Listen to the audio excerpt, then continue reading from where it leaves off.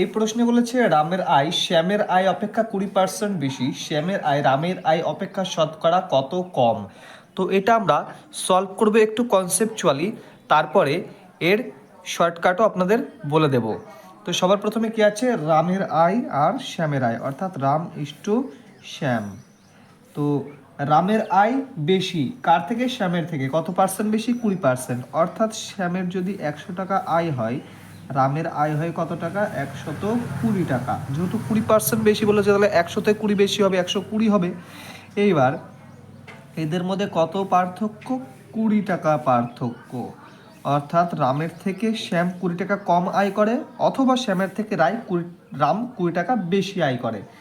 এইবার বলেছে যে রামের আয় অপেক্ষা শতকরা কত কম।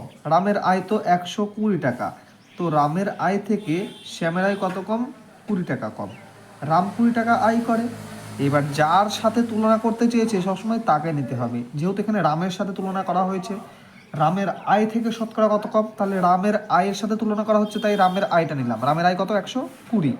এবার কত কম, 120 থেকে 100 কত কম, 20 কম, তাহলে 120-তে 20 কম। তো এটাকে পার্সেন্টেজ বের করলে আমাদের উত্তর বেরিয়ে যাবে।